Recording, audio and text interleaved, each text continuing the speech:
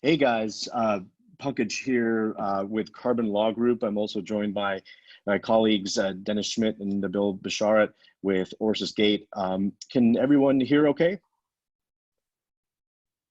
I think Yeah, everyone might be muted. Okay, so um, uh, just a few kind of housekeeping things. Okay, great. I get loud and clear. Great, and everyone sees the chats here. So fantastic. I want to first off thank everyone for joining us today and participating in this webinar and hopefully illuminating discussion on contracts in the time of COVID. And you know, Denis, Nabil, and I decided this might be a good topic to discuss because there's a lot of uncertainty right now around contracts and contractual obligations based on these kind of unprecedented times we're living in. So we wanted to come together and create essentially a forum where we can present you guys with some of the legal underpinnings. We're all lawyers. I'm a transactional lawyer, and then Nabil and Denis are litigators. So we're going to be providing some insight from both ends of the spectrum of contracts to hopefully give everyone some insight, okay, on what are the contractual obligations in the world we're living in today. There's contracts of all types that are being affected, from leases, both commercial and residential, to loans, to general service agreements across the board. There's numerous, a variety of type of contracts that are going to be affected by what's happening, and I know there's definitely a lot of uncertainty. So the challenge right now here is that there isn't a lot of guidance that we've been seeing from the federal government or even state governments. There are local governments that are giving us some insight into maybe how leases are going to be addressed, but there's not a lot of consistency here. So as lawyers, what we were taught in law school and how generally law is made is we look at case law and as well as look at statutes to give us some guidance. So essentially that's what we're going to be going over today is what is the law out there? What are the laws out there that may help us make sense of what's going on right now? I know if you guys have been looking at the news or following what's going on in the world today, force majeure is a kind of word that's being thrown around a lot. We're here to kind of give you guys some more insight into what that means, and also kind of just what the contract's about, and how do we deal with some of the changes that are going to be necessary to move forward and kind of pick up the pieces of kind of what coronavirus has left for us here. So I'm not going to, I kind of want to jump into this. I will probably be saving some of my comments for the end when we talk about more of the amendments and modifications to contracts. If you guys do have questions, we really encourage you guys to to ask those questions and put them in the chat, or send them to Nabil directly if you don't want to ask the group. But this is also hopefully a collaborative space where we can help each other, because I think everyone here probably has some unique insight and maybe even some experiences that could be helpful to share. And we're here to kind of help each other, because we are all in this together. While we're all socially distancing, we really are here to help one another. So with that being said, just the kind of the basic principles of contract I want to kind of discuss real quick to give us a little context to what we're talking about here. And in law school, we're taught contracts essentially are the legal term is the mutual manifestation of assent, but it's really the meeting of the minds. That's what a contract is supposed to be. Two parties or several parties coming together and agreeing to terms to do business and to move forward. And the essential elements of a contract are offer, acceptance, and consideration. And that's really the basics of what we're dealing with today. And I don't want to go into too much more detail there, because I think we're at a place where we all have contracts. The assumption is that probably these contracts are legitimately formed and they're valid contracts. And now we're dealing with a situation where we cannot perform as what was intended on those contracts because of the intervening events that have occurred in the world today. And whether you're someone who owes money or is owed money, or perhaps some other performance that's necessary, now the question is, what do we do? Where do we go from here? And I think that's where I'm going to kind of kick it off to or kick it to Nabil and or Denis, and I think you guys can maybe talk about, okay, now that we've dealt with potential breaches of contract, what does this mean? What do they look like, and how do we address them? Great, thanks, Pankaj. So this is Nabil Bisharat. I'm joined obviously by my partner, Denis Shmidt, and our job as litigators often involves, almost 90% of the time, a lot of what we do involves breaches of contract or arguments that people are making as a result of the language of a contract.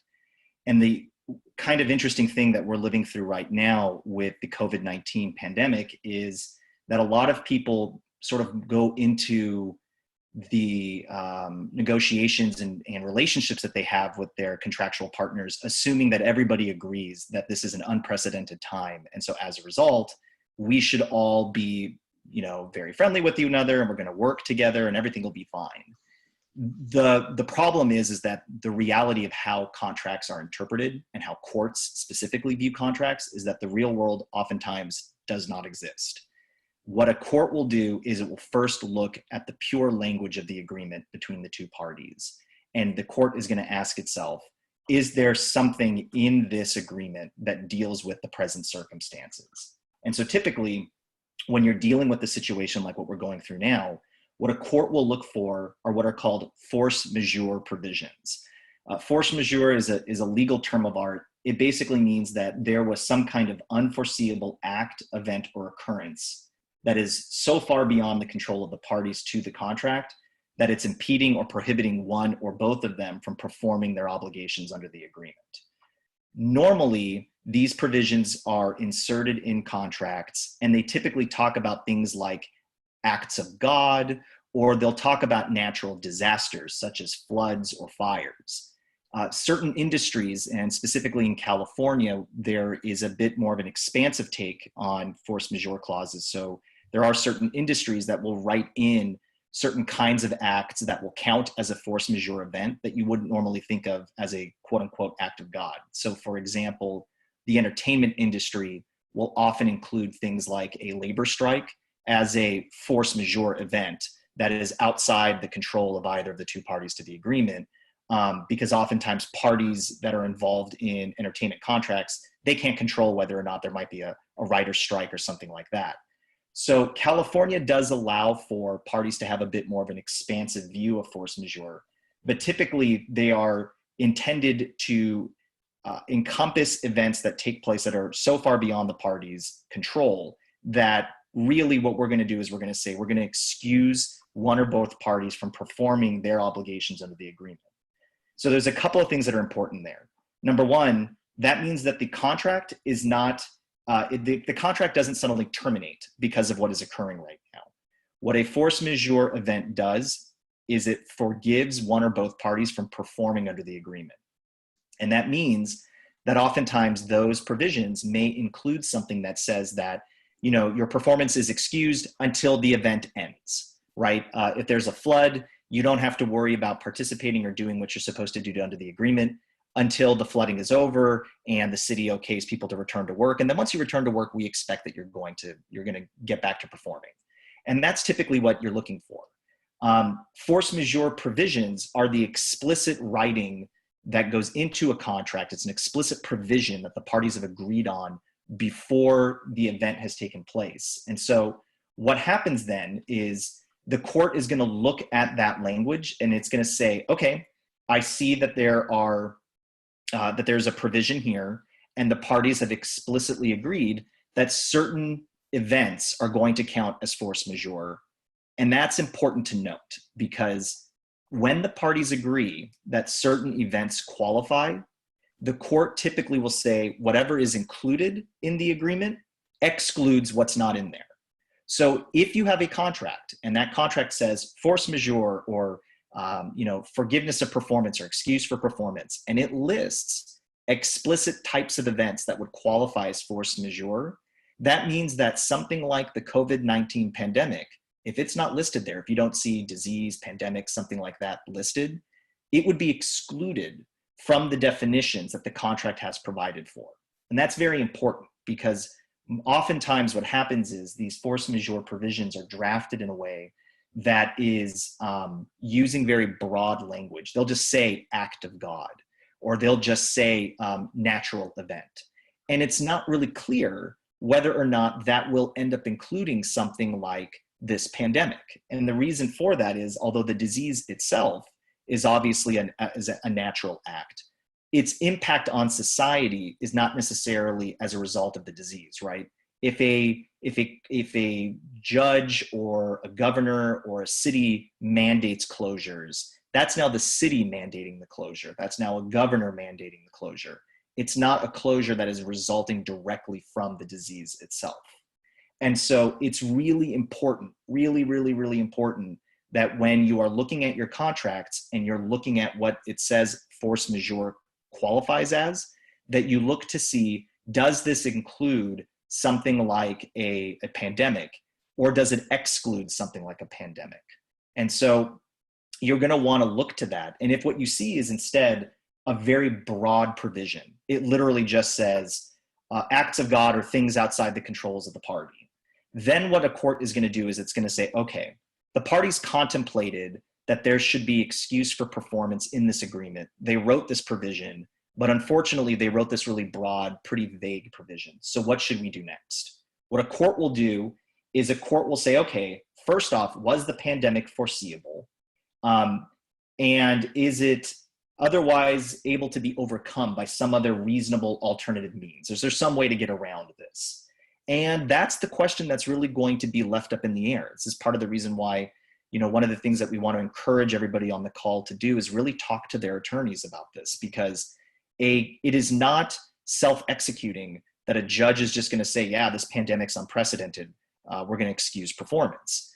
Contract law is one of the oldest forms of law that we have under the common law systems that we employ here in the United States. It survived wars, it survived famines, it survived other war outbreaks or other pandemic outbreaks. And so it will survive this. And judges are going to look at the clause itself, and they're going to say, okay, is this unprecedented? Is this unforeseeable? And the arguments are going to go both ways, right? On the one hand, a worldwide pandemic that effectively shutters economies on, all 6 continents, not counting Antarctica, right? All non-essential workers effectively quarantined. That's pretty unprecedented. That's pretty unforeseeable. But on the other hand, an argument could be made, and depending on what industry you're in, depending on what contracts you have that are at issue, the court could say, look, SARS, Ebola, MERS, there have been other pandemics that have come up over the last 20 years. They've regularly disrupted trade. They've disrupted other societies. The flu wreaks havoc across the country annually. Maybe this was something that was foreseeable. I can tell you that right now, if you are in the middle of currently discussing or negotiating contracts, you would certainly say that it is reasonably foreseeable that you would be discussing a pandemic right now. So these are questions that are going to be kind of left up in the air. Now, that is sort of a brief overview of force majeure when we're talking about it as an actual clause or provision that has been written into your agreement. A lot of contracts, in fact, most contracts do not include anything like that. There is no contractual force majeure clause that would be inserted in the contract itself. So what do you do when you don't have that? Well, California has a civil code section. It's section 1511. And what it does is it enshrines the equitable concepts that underpin force majeure in the civil code.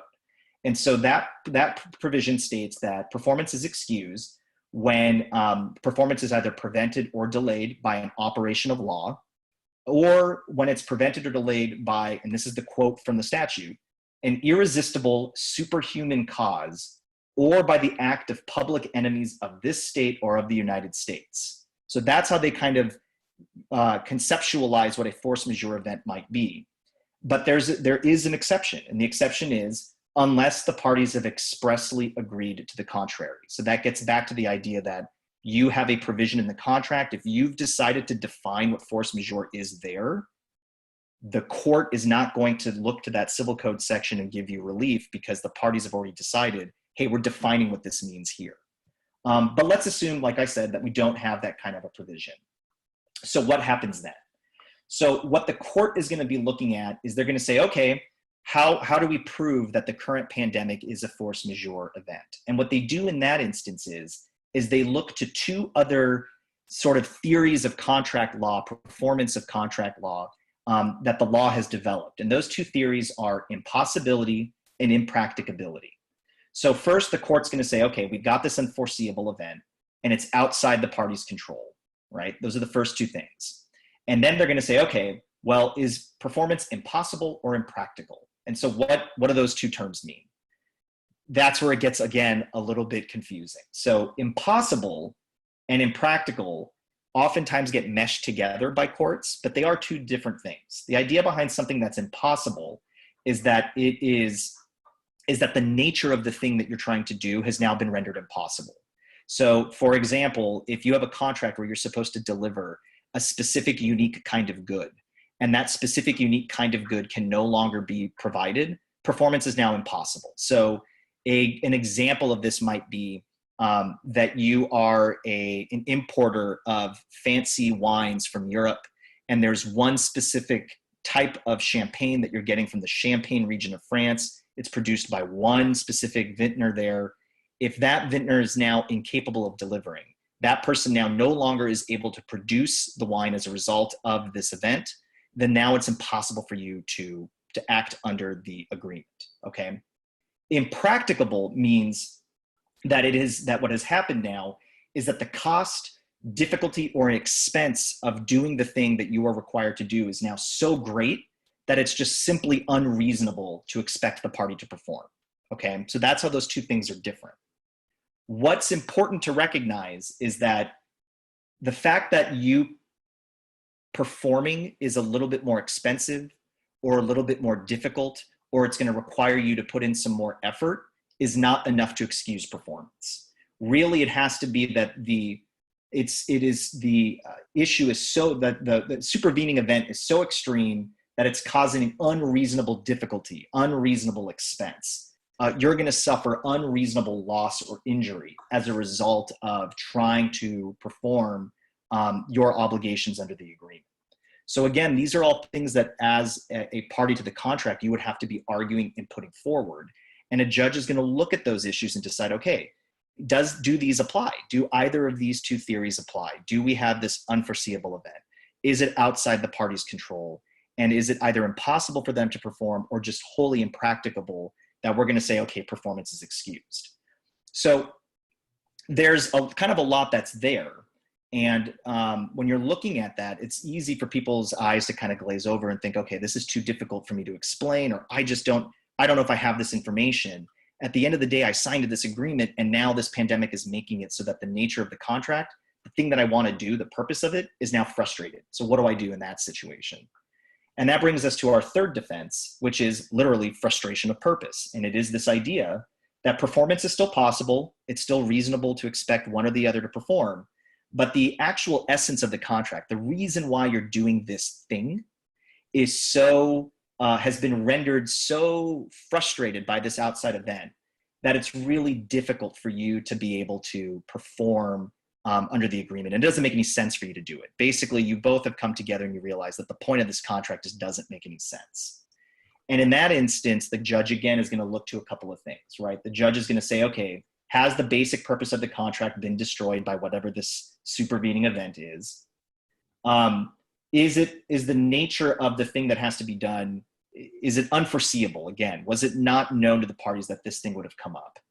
And third, is the value of what you're getting from the other party, is it still valuable to you under the agreement? So a good way to think of frustration of purpose is to think of, and I know this will apply to some folks who are on the call today, is to think about event contracts. You've got a wedding coming up. You have a convention coming up. You have some large gathering that might be coming up in the next month or two. Technically, it's possible for that hotel to give you the food and the chairs that you need. Technically, it's possible for guests to show up and sit 6 feet apart. Technically, I guess you could put the event on, but we all know that that's not really what the point of the event was. The point of the event was not to have a bunch of people sort of separated out. The point of the event was obviously to put on the nature of the thing itself. And so you may be able to creatively argue that even though both sides could maybe kind of perform, the point of the agreement itself has been rendered useless. It doesn't make any sense for us to try and practice this anymore.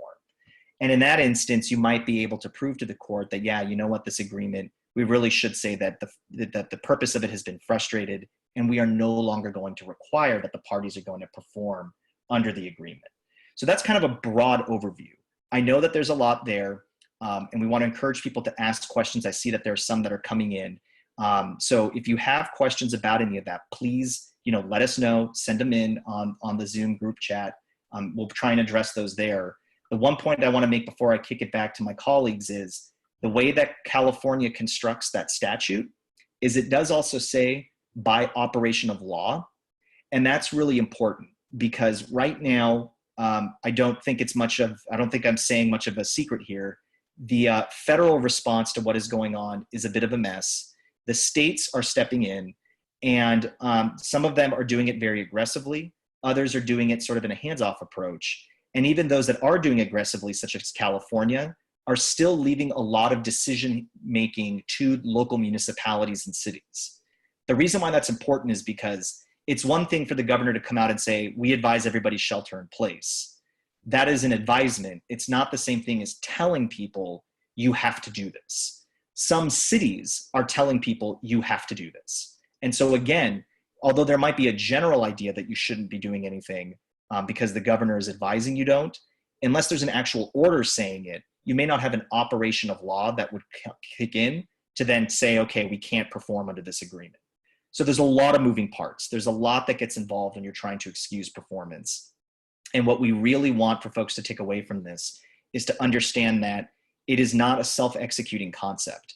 We are all going through this. It's an incredibly stressful time for everyone, but just because this is a unique situation, don't necessarily expect that your obligations under the agreements are going to disappear because of that. And again, we know that there's kind of a lot there. So if you have questions, I see one that came in that was asking, if you have a force majeure clause in a contract that includes pandemic, do you need to invoke the clause by written notice to the other parties? Let me answer that first. The answer is yes. If notice under the agreement is required, and it's required to be given in writing, you do need to provide that notice. If it's not saying it has to be written, we would still advise that you do it in writing and then follow up with a telephone call if that's kind of the nature of how that relationship is playing out. And the reason is because you still do have to tell the other side, you still have to provide notice, we are not planning to perform under this agreement. So notice will be required. And it looks like, okay, so I read a little bit further, it's saying there's no specific notice requirement in the provision. Our advice is still that you want to provide that notice. Because again, if the other side is able to perform and you're not there to counterperform, you are in breach of the agreement. And raising that as a defense later on can be a very costly thing to do. It might be better for you to bring it up from now, and then perhaps maybe the parties might be able to find a way to come to an agreement so that there's not this continuing conflict. And specifically, when it comes to kind of the best practices going forward, that would be one of those things that you'd want to consider. And so I want to sort of shift the conversation that way. Obviously, if folks have questions, please continue to provide them because we will be addressing additional questions at the end. But we want to kind of shift now to, what are the best practices to use in the real world, given where things are at with COVID-19. So thanks, Nabil. And this is Denis Shmidt, also from Orsus Gate. What Nabil had just described were all defenses that you could have in a lawsuit. The added hiccup of COVID-19 that wasn't here even during World War II, that wasn't here in the Great Depression, was that the courts themselves have been shut down. Every single court has done it differently throughout California, both in the state and federal system.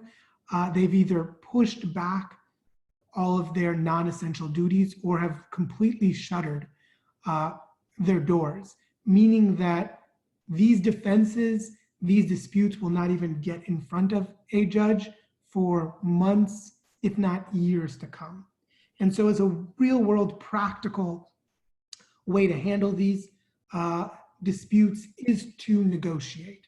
And a negotiation can be can result in anything from a separation, meaning the contract becomes void and both parties agree to that, or an amendment, meaning if there's an event that was going to take place in several months, moving it back several more months or a year or whatever it is, or even a payout in order to break the contract. At this point, because of the ever-changing nature of the pandemic, as well as the regulations that come in and change on a near daily basis, negotiations will, in the short term, be the best way to avoid ambiguity, avoid uncertainty, and be able to move on past these initial problems that you're facing. And one of the things that we recommend, and this is going to sound somewhat self-serving, is to negotiate through a third party. The reason you want to do this is, especially if this is a relationship that you want to maintain, a relationship that you want to keep in years to come after the crisis has passed, negotiations can get heated, and being able to take the hard stances that you want to be able to take may be difficult if you want to continue working with these people in 3, 6, 9, or 12 months from now. Allowing third parties like attorneys to do the negotiation for you allows you to take those more difficult positions without necessarily having your name muddied, and allows you to continue the relationship once this is over with the underlying party. Using attorneys also helps in that you will know your rights. So even in these negotiations, the question asked, when do I bring up the force majeure? You bring it up as a defense in your negotiations, and you bring it up if the negotiations fail as a defense in your contract litigation. But the last thing that you want to do is simply end the contract without any attempt to find an informal resolution, and then find yourself in a lawsuit 6 months from now, which will undoubtedly drag on over years because of the nature of what the courts are going to look like over the next several years. One of the things that we want to talk about after negotiations is how to effectively create an amendment to a contract that will then be held up. The reason that's important is because, as Pankaj mentioned, one of the elements of a contract is consideration. Consideration means that each side has to give up a legal right that they currently don't have to give up. A normal contract is a service, for example, for money. Each side gives something up. I will give up my right not to perform a service to you, and you give up your right not to pay me money. And that is the consideration.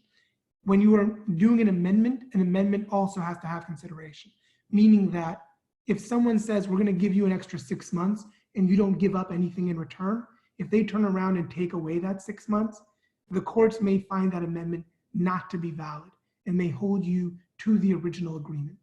Meaning that when you do come to a resolution, you want to make sure that your amendments are written in a way where both sides give something up, whether it's money, whether it's the right to sue one another, whether it's time, whether it's resources, whatever it is, to make sure that amendment will hold up in court. If we don't have any questions on negotiations, we may want to jump into some of the relevant issues that COVID-19 has brought up, including the CARES Act. Pankaj?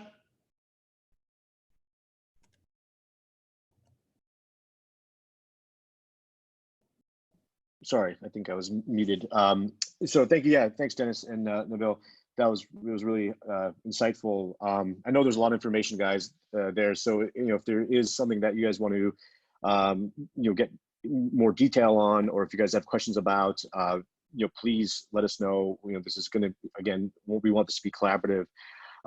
So we've talked a little bit about, okay, what happens, in what are people's rights when it comes to a breach of contract or non-performance? What is the definition of force majeure? And we've talked about a little bit about negotiating terms. So in the process of negotiating terms, an event happened yesterday. It was April 1st. And I'm not talking about April Fools. It's actually April 1st was a date that rent was due for a lot of people across the nation. And I saw one statistic that 40% of, or 30 to 40% of business owners did not pay rent on April 1st. I don't know if that's true or not, but I'm guessing the number is pretty high because especially when people have not been able to make money in restaurants, or the hotels for the last, for the last 2-3 weeks. Paying rent is understandably pretty difficult. And I've also had a lot of people reach out to me over the last 2 weeks about what do I do? A lot of people who manage properties, who are landlords for properties, say, how do I deal with this? What do I need to put in place to agree to certain modifications of these rental agreements, and also business owners. And the answer to this is, you need to put it in writing. Whatever agreement you come to, it really needs to be in writing, because any lawyer will tell you, and I'm sure Nabil and Dennis will back me up on this, that while oral agreements are enforceable in California, oftentimes contracts will not allow them. And oftentimes the contract you have says that any modifications need to be in writing. So you need to make sure that there is in writing. And then the question comes up oftentimes for transactional lawyers, but also for litigators as well, is what does that writing need to look like? And there are different types of writings, and it's important to understand that the type of writing you choose may affect your rights. Generally speaking, the modifications can come in 3 different forms. It can be an amendment to the contract, a waiver, or a consent. And those are 3 very different, those are 3 fairly different approaches to a contract modification. And it's kind of going over each of those. An amendment is a change in the provision of an existing contract, or the deletion or addition of a provision. For example, with an employment contract, it's modifying the terms of pay and how much someone is being paid. That's an amendment to the contract. That should be in writing. I've too often seen, and I'm sure Nabil and Dennis, we've talked about this, too often seen that these amendments or addendums are done by the parties without involving lawyers. And by no means is it supposed to be like any kind of hard sell for our services, but the fact that these amendments are done in a way that is kind of haphazard and it creates more ambiguity and creates more risk for the parties going forward. And there's enough uncertainty and ambiguity in the world right now where I would strongly encourage everyone to even, just talk to someone, talk to a lawyer, even for a simple initial consultation about what are the things to think about in this amendment or modification to this contract, because the last thing you want to do is have any ambiguity in that modification. So that means, don't just say we're now agreeing to this. You need to also be surgical with that amendment. You need to say, okay, we are modifying this specific term in this contract, and we're either modifying it by adding this to it and specifically state where it's being added in that term, or we're replacing this term with this new term and state that in the contract. You need to be explicit in how that modification or amendment is going to work. The next way to modify an agreement is a waiver. And a waiver is a party's agreement not to enforce a contractual right. So, for example, in the employment context, employer agrees not to enforce a provision in an employment contract for the employee to engage in certain unrelated activities. Sometimes, the employee cannot do certain things while they're working for a company. A waiver is agreeing for that, giving them the right not to do those certain things. And then a consent is similar to a waiver, but it also is, they're permitting, it's one party permitting another party to do something that was originally prohibited by the contract. The difference between an amendment, waiver, and consent is that a waiver and consent are not really modifying the terms of the original contract. Amendment is. So we really have to think about what is it that you need in these contracts and these negotiations as you discuss how do we find a creative way out of this together. What does that look like in terms of a writing? And I think there's going to be a lot of creative resolutions to this, and I think it's all going to come down to these conversations. And lawyers can also, we can help you understand, okay, what are really your rights? What is your bargaining position here? Because at the end of the day, all contracts are negotiations, and there's a lot of elements that you can negotiate with a contract that are actually legal but also practical. Because let's say you owe this, the contract says you owe the landlord $10,000 for rent, but you don't have that money, and there's no way you can pay that. They could sue you for that potentially, because you have breached the contract technically. But is that going to but is that going to achieve the overall purpose of the parties, and is that going to allow you guys to work together in the future? So that's and oftentimes landlords recognize that, and they say, okay, yeah, we need to figure out a way to deal with this, because we can't have all of our tenants defaulting, because now, it's not feasible for us to sue everyone and try to collect on that, because it's just not going to happen.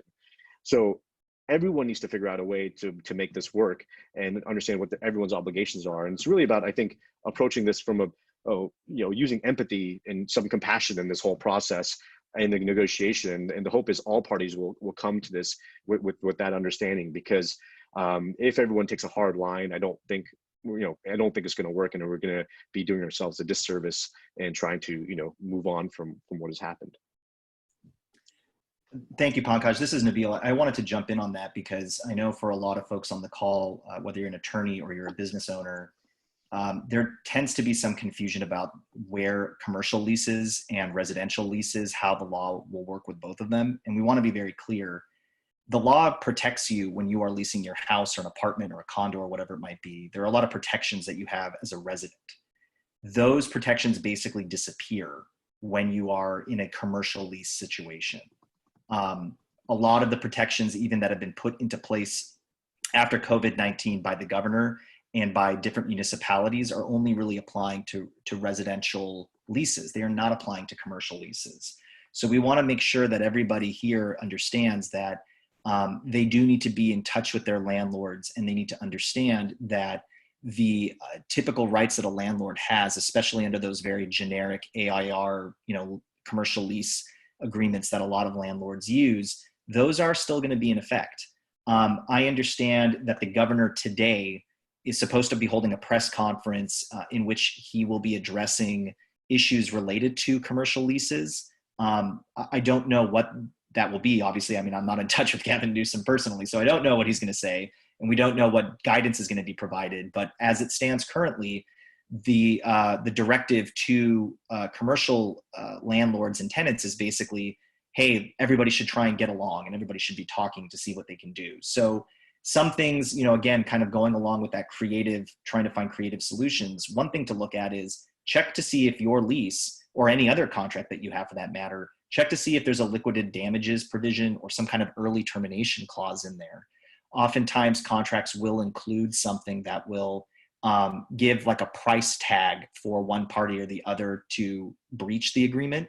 And you may find that it will be beneficial for you just to get out rather than to continue arguing. And if you've got a liquidated damages provision or an early termination clause that just says, look, to get out, it's going to cost you 50 grand or 10,000 or whatever the amount might be, you may want to consider that as a potential way for getting out of the lease or getting out of the contract.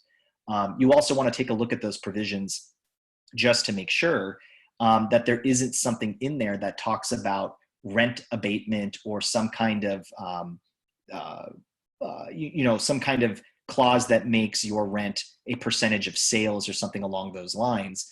I know a lot of times restaurants, for example, or corner shops, they may give a percentage of sales as a part of their rent payment. And so if that's the kind of business you run, or if that's the kind of business that you have in your building, you may want to consider whether or not it's worth maybe forgiving that portion of it, or coming back and looking at a way of renegotiating and doing so in writing in the way that Pankaj has noted. Really, if there's a lesson to take, it's that everybody should be practical. At some point, the pandemic will subside. And if you find that the business relationship or the lease that you have is valuable to you, trying to work through these like decent people will pay dividends. And it may be worthwhile for you to try and do that. Again, as we've recommended, doing that with an attorney is helpful because you'll at least have an understanding of what your options are under the agreement, and both sides can be shown to be taking it seriously and that this isn't just an effort to get out. Another thing to consider is insurance. Unfortunately, insurance provisions don't often cover something like what we are experiencing now. Many of you may be saying, well, I purchased business interruption service. I've got this policy and it says, look, if my business is interrupted, I should be able to get paid. Unfortunately, business interruption insurance is often looking to cover situations where there is physical damage to your structure. or to your goods. They are looking for example, a city's pipes burst and suddenly your shop is flooded. In that instance, the business interruption insurance typically will kick in. It is not clear, again, if a pandemic would count, particularly because physically the buildings are still there, your goods and services are still, they're not broken or destroyed in some way. The issue is that there is this other supervening event that's preventing you from being able to conduct your business. And so insurance companies, surprise, surprise, will probably read their policies very narrowly and say, well, we know you bought this coverage, but it doesn't apply here. That's not to say that your policy in particular doesn't have that coverage. So you do want to take a look. You may want to speak with your insurance broker specifically to see if there is some kind of a rider or addendum that was executed that you may not have with your physical copies of it. Take a look at your workers' comp insurance. It's possible that perhaps maybe there is some coverage that's there. Same thing with your errors and omissions policies. Again, there might be some kind of a coverage in this instance, but just understand that, most insurance policies are usually written in a very narrow way. And so finding a way to kind of pigeonhole what is occurring right now into those policies may be more difficult than you might expect. But again, it may be an option. So we just want to throw that out there and make sure that people are taking a look at that, making sure that they're looking at their insurance policies and considering whether or not there might be some relief there. Unfortunately, insurance tends to be one of those things that many of us purchase expecting that it will be there to protect us. And in this instance, a lot of those business interruption policies simply will probably be written in a narrow way that this may not qualify. But again, the law is changing on a daily basis. It is possible that something might come down the pike that will change that. And if it does, you may be able to find some relief there. But overall, we really would say, take a look at those policies and just see, is there something in there that you might be able to use as a hook to get you covered. So I don't know, Pankaj, I don't know if you want to take a couple of minutes just to speak about the CARES Act. This is the recent legislation that's passed. If we have any ideas or things that we want to provide to the audience, those SBA loans and some of the provisions are finally coming online. And so, we would advise heavily that if you do bank with a specific bank, especially one of the large banks, maybe reach out to your banker and see what options might be available for your business. But Pankaj, I don't know if you have anything else to add to that. Yeah. Thanks, Nabil. Yeah, I will, to speak briefly on that. We are lawyers. We're not bankers, but I mean, I've been, just because a lot of my clients are small to medium-sized businesses, I've been watching the CARES Act closely. I attempted to read the 800-page bill, but did not make it all the way through. I'm not gonna lie. It was, there's a lot there, and the other issue is that there are some nuances that have not really been fleshed out yet in terms of how this is all going to work. But in case you guys have not had a chance to look into it or not aware of some of the programs, there's two main programs that have been that everyone's been focusing on. Is one is the Economic Injury Disaster Loans, EIDL, and then the other one is the Paycheck Protection Program loan. And so those are two opportunities, two programs that really do provide some significant relief for business owners. So if you are a business owner, if you work with any business owners as a service provider, I highly recommend looking into these two programs, because they are providing some significant help to business owners. And I was on a call this morning with a banker, and she was telling me that the EIDL will give you a loan at 3.75%, and also nonprofits are eligible as well. So there's a lot more people that are going to be eligible for these types of loans that were not before, and can really help you pay for certain expenses that you're incurring, as well as rent. The Paycheck Protection Program, I believe, also covers your rent as well for up to 2 months right now. I know there are talks. I was seeing that there's another stimulus package in discussion right now, and they're in talks for additional stimulus. I think we're going to need it. If you look at other countries around the world, certain countries like I think Denmark and some of the Scandinavian countries are guaranteeing people's pay for up to 75%. So I'm hoping that we will look at what other countries are doing and seeing how we can support everyone during this extremely difficult time. But there are options out there for people right now to take advantage of, and I highly recommend you do. I believe applications for the Paycheck Protection Program open tomorrow, is what I was told by the banker, for certain businesses, I think corporations. And so please do look into that today. We'll try to circulate some information about that, but there's a lot of information out there if you guys Google it. So definitely do look for that, because that can help you with understanding what you can really do with modification of some of your contracts and what's feasible. So yeah, I know that we've kind of covered a lot of topics today. Our goal was to kind of try and keep it as truncated as possible, just to give everybody an idea of the different issues that are out there. If you have any questions, feel free to ask us in the chat box. I don't want to unmute everybody, since I'm sure many of you, like us, probably have kids running around and your life in the background. These are interesting times. So if there's anybody who has any questions or anything you'd like to ask, feel free to use the group chat.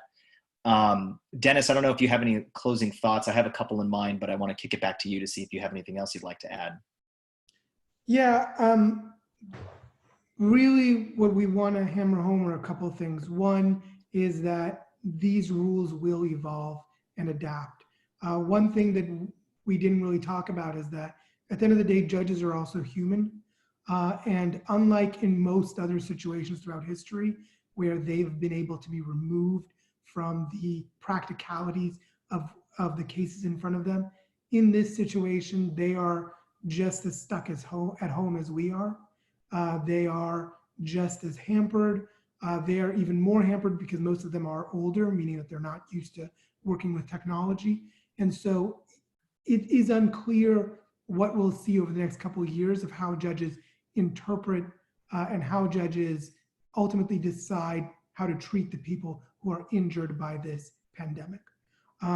Which means that these are some of the things that people are talking about today, but other options will come forward, and other more creative solutions will end up being used once the courts reopen and once the courts start deciding on how to treat the hundreds of thousands of cases of breach of contract that will come before them. And so while you're living with it now, the best thing to do is shore up your short-term problems. Meaning if there is a way to save cash flow in the short term, to save relationships in the short term, rather than waiting years to litigate over it, right now is the time to find the middle ground and then move on from there. And this is coming from a litigator whose sole job is not to find the middle ground and to help people win. Now is the time to work together. So it's great. So thanks, Dennis. Any questions? Anyone have anything they want to kind of just put out there? Anything they want to? Maybe we have time for one question before we wrap up. Yeah, I can unmute, but doing so might result in everybody's background noise coming in. So if you have a quick question or something, let us know in the chat box. Just quickly, put in quick question and I'll unmute you. So that way, if you've got something, we're happy to respond to it. Also, that is correct. Actually, I just got a note here saying everyone can unmute themselves as well. So if you do have a question, feel free to unmute. Give us let us know if you have one. So we'll give it a couple of seconds in case anybody wants to do that now. No pressure if not.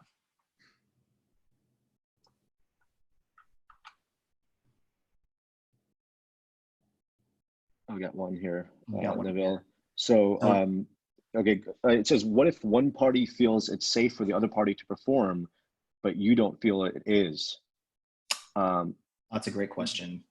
So let me just see if I can understand it. So the idea is here, you've got two parties to a contract. One is saying, we've got this pandemic. It's going to hurt everybody. It's going to hurt us personally. We're going to get physically hurt by this. And the other party to the contract is saying, no, it should be fine. What do you do then? That's a great question. And I know that this is something that is going to be coming up. Again, a lot of landlords, I'm sure, are considering this and telling people to show up and pay rent. And a lot of businesses are expecting that their partners in business are going to be continuing to deliver what they're supposed to deliver.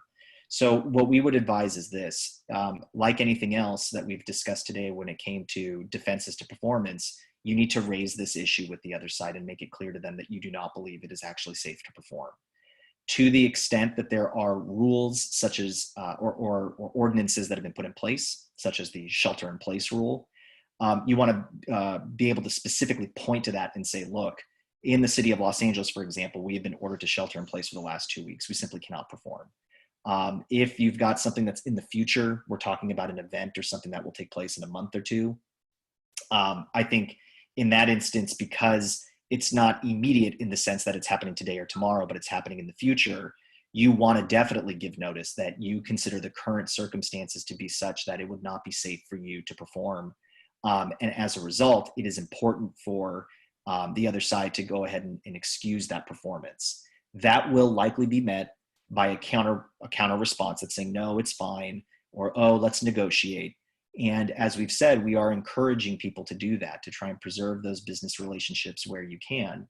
But keep in mind that at some point, you're going to have to make a decision about whether or not you feel it truly is safe or if it's not. And if you are planning on standing your ground and saying, I am not going to perform because of the pandemic, you want to, again, we're not trying to be self-serving here, but we do advise that you speak with an attorney, because if there's one thing that we want folks to understand, it's that these defenses are not self-executing. You do have to argue that they apply, and you have to be able to look at the situation and really look at the thing that you're expected to do to make sure that that is going to be excused by the pandemic. So if, genteel conversations are not working, if you're finding the other side is unwilling to negotiate or is not being reasonable, then we would advise that, you speak with an attorney and see if maybe, negotiating with the attorney by your side will help. And ultimately you'll have to make a decision about about the risk that you want to take in either breaching the agreement or anticipating that you will not be able to perform and breaching in that way. The bottom line is that unfortunately we cannot make everybody in the world recognize the importance of this. We are currently seeing that even in the United States, with different states taking this seriously to different levels. So it will be important for you to really put out those discussions, make sure that your partner in business is understanding your position, get that all out there. And we would advise getting that out there in writing. Again, consult with an attorney when you do this, talk to somebody who can kind of help you walk through those options. That would be, the best way of ensuring that you're getting the information you need and you're putting your message across, so that if and when the, discussions fall through and you can't find a compromise, you are prepared to take it to the next step. So that's my suggestion. I don't know if Denis or Pankaj, if you guys have anything else. Yeah, what I was going to say was, this is where the hierarchy of orders by the government versus advisories versus news reports are important. So what you want to do is think about why it is that you believe an act is unsafe. Is it because the government has ordered you not to commit this act, in which, like, for example, leave the house right now for non-essential services? In that case, you have a very strong argument.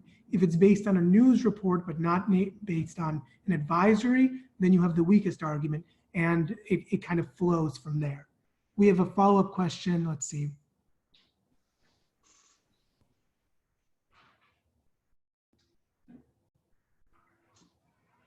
So I can read it. So what if we gave notice to our venue that we do not feel comfortable holding our event at the venue in June? They're urging to reschedule, whereas we want to cancel and get some sort of refund. Is there literature that allows us not to reschedule? This is a very good question. Oh, sorry, go ahead, Denis. Yeah, thank you. So one is, as Nabil mentioned, it all depends on the specifics of your contract. Frequently, whatever your event is, there will be some kind of an early termination fee, meaning that if you terminate within a certain amount of time and you pay some type of fee, you can get out of it. If there's a force majeure, obviously, depending on how that's written. Short of that, it sounds like what the venue is trying to do is renegotiate with you and allow you to move the time of the event, but not actually cancel the event. in the first place. Without knowing more information, we don't know if that's your best bet, but I can tell you that unless there is some kind of a clear way out of the contract written into the agreement, sometimes the cost of finding out the answer will outweigh the cost of your overall contract. So negotiation is, again, going to be, for a lot of people, their best bet right now. Yeah. And I'll just kind of briefly just comment on that, follow up with what Dennis is saying. I mean, this actually came up for me, a client, actually a friend of a friend just reached out because they had a wedding coming up in April 15th. And this exact issue came up for them. And they had several different contracts. And it was interesting because some of the contracts, actually the force majeure clause was a little bit more favorable to them, but the contract with the hotel, a large hotel chain, was very much in favor of the hotel. And this is where, people don't really think about these things, beforehand, but it now is a big issue because the hotel is staying firm that we're going to keep your deposit. This was supposed to happen. And then the question is, is it actually something that cannot happen anymore? Because, technically people could still come to the hotel and use those hotel rooms. So this is where the question lies, is what actually is what is the breach, or what is the potential breach, or what is the potential non-performance here? What's being prevented? And if the contract can still be performed, then they may have the upper hand there. But again, it is a conversation that needs to be had. I tell clients that you really shouldn't be looking at any of this in a vacuum. You have the contract, but also there's practical aspects that always have been considered, and that's where we think about creative solutions, because hotels don't want to alienate guests. It's bad for publicity, bad for PR. So they want to make sure that they can work with people, but they also want to make money. They also have they have to keep their lights on too. So these are things you have to consider, and also looking at it from their perspective. But yeah, I think we would definitely have to see what that contract says before we can tell you kind of exactly how, what your rights were there. Yeah, and then lastly, I mean, especially with something like when you're putting on big events, there are often other third-party vendors that are participating in that. Maybe they're bringing food, or they're bringing brochures, or they're providing entertainment. They're doing something. If as time goes on, all of these people are dropping out and are unable to perform their own obligations, there is going to be a pretty strong argument, I think, to say that the purpose of the contract, the underlying idea behind it, has been frustrated. So if you can't really host, if it's a wedding or whatever it might be, if you can't host the thing in the way that you had anticipated, lots of guests and everybody being there, that may be an argument, and it may be something to raise.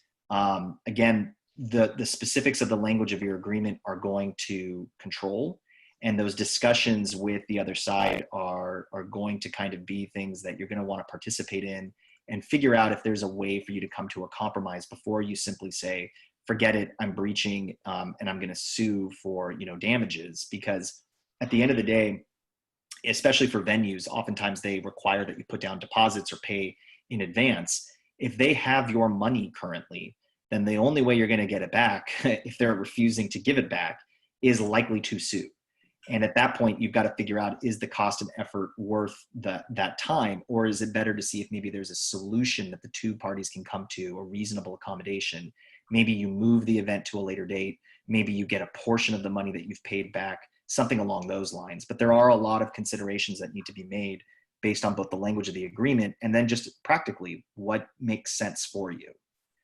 Again, if folks have questions about specifics to their particular agreements, all three of us are happy to talk to you. Feel free to shoot us an email. Our contact information is provided there on the screen. Pankaj, Dennis, and I are available. Our email addresses are there. Telephone numbers are there. So feel free to reach out if you have questions and would like to discuss. And I don't know if anyone else has any other questions. I know we're pressing up to the hour here. Anybody else? Any other last minute questions before we break?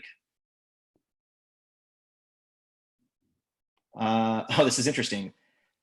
So we got a question about what Cheesecake Factory is doing. So for those who are unfamiliar, the Cheesecake Factory wrote to all of their landlords, because basically every place you see a Cheesecake Factory, they're actually leasing that space from the building owner. saying that they weren't going to pay rent. How do we see that going? Well, that's going to be a fascinating question, because presumably Cheesecake Factory is a big, wealthy company. It's got a lot of lawyers who are working with it. I'm assuming their lease negotiations are intense ones where they are each fighting with the other side. I think it's interesting that they wrote that letter as publicly as they did. Typically, you don't want to do a statement like that as a blanket statement, because the nuances of each agreement might be different, and those force majeure provisions might apply depending on where they fall. What I think is going to happen is that they're about to get hit with a bunch of letters and a bunch of emails from various landlords across the country, telling them that, a public letter does not excuse the pay. And my guess is that what they're going to try and do is then piggyback off of those letters to say, look, we're just trying to keep our employees on the payroll, and look at how mean these landlords are. But again, it's gonna come down to the contract language. And each of those landlords, each of those various malls that they have space in, and all those public spaces that they rent from, they're going to look at each of those individual leases, and they're going to say, does this excuse? And if it doesn't, they're going to start getting hit with demand letters requiring them to pay their money for those leases. So that's kind of what I think is going to happen. I think that was a kind of a crafty PR move on Cheesecake Factory's part, but our advice to our clients who tend to not be, large chains in that way is that that's probably not the best approach to take, and that you're risking putting yourself in a position where each of those landlords can basically say, look, it's impossible to assume that every single location is suddenly incapable of paying money. There's got to be something that you are able to provide, and this blanket refusal to do so likely won't fly as a result. Those are my 2 cents on it. Yeah. So, I think we probably reached the time. I want to be conscious of everyone's time here. I know people have other things to do today. Like Nabil said, we have our contact information here. Email us. Feel free to reach out if you have any specific questions. We're here. Any of us are happy to chat. We all talk to each other often too. So please don't hesitate. We hope this was helpful. If there's any comments, any feedback, we'd love to hear it, because we want to make sure that everyone's getting value out of this. And if there's additional information that you guys like to hear about, we're thinking about doing more webinars. So if this is helpful, please let us know. It's really, really beneficial to us. I want to thank everyone on behalf of Denis and Nabil and I, for again spending your time with us, your precious time, and asking us those questions. And yeah, we'll I think on the last note, just remember that these are all conversations, and we're here to help you navigate this. We're all in it together, and our hope is that this will be something that will be an unfortunate memory in a few months, and we can proceed with our lives. But in the meantime, if you have any questions, if you're concerned about how to deal with a partner, please let us know, and we're happy to give you whatever guidance we can. All right. Well, great. Well, thanks everybody. And again, if you have any questions, feel free to reach out. Thanks.